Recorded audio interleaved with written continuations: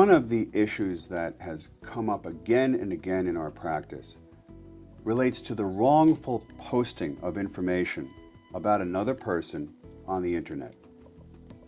This is another example of how the law has simply not kept pace with the developments that have occurred in the 21st century. It used to be that when someone gossiped about another person or said something that wasn't true, that ancient concepts of defamation, concepts of interference with someone else's business or prospective economic advantage, these common law concepts would protect the person. It used to be that when you gossiped about somebody else, you did it in the town square, you did it at a community meeting, you did it behind closed doors. Needless to say, that's not the situation anymore. Now, when someone wants to say something about someone else that's not true, and when someone wants to defame them and hurt their reputation, all they need is a computer, an internet connection, and a bad motive, and they can literally make a worldwide comment about this person. They can post something that can be seen in every country in the world. Millions of people. How do you deal with that from a legal perspective? And the answer is that there are techniques that we can use. They are not perfect and they're not complete, but there are techniques. For example, what was it that this person said? Was it opinion or was it a fact? And if it was a fact, can it be proven to be an untrue fact? Can it be proven that this person knew that it was untrue or that it was said negligently? All these questions come into play in the context of something that is said that should not have been said because it was possibly defamatory. But there's another level. And the other level is, can we find a way to say that this is also a violation of intellectual property rights? In other words, think about it. Did this person lift a picture from a website that they didn't own?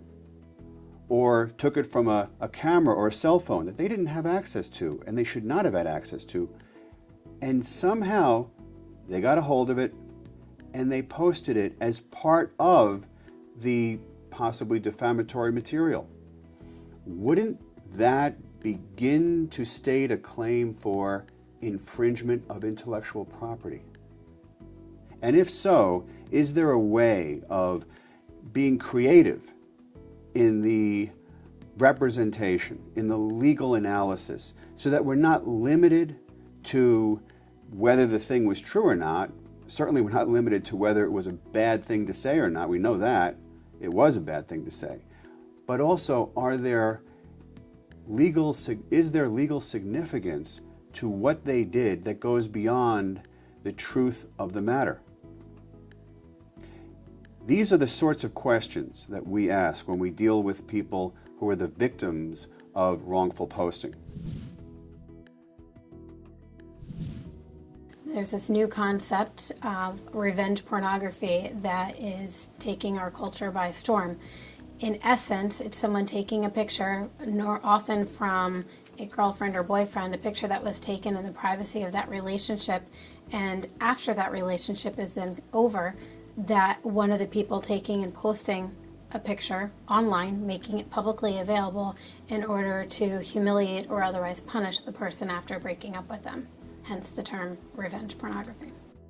Unfortunately, the minute a picture is taken and shared on the internet, it becomes instantly available to an exponential number of people. Once it's on one website, a lot of times these adult websites have a tendency of just stealing pictures. So it's not the fact that they have the rights to it and are going to prohibit their competitors from taking it, but there tends to be a common practice in the industry of it being on one website, the next website steals it, posts it, and it just is an ongoing effect to where one person posted one picture and all of a sudden it's everywhere, and now you're dealing with innumerable websites that you now have to contend with to get the picture actually removed from the internet.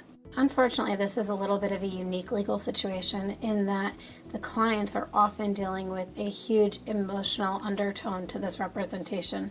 They're often coming to us having been humiliated.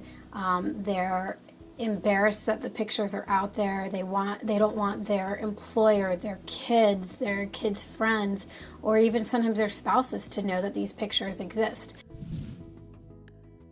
We have to sit there and say very dispassionately, very objectively, is this the kind of thing that will be able to convince a judge violated the law? Our firm welcomes inquiries about this sort of thing. It's something that we take very seriously, and it's something that we'd like to help with as necessary.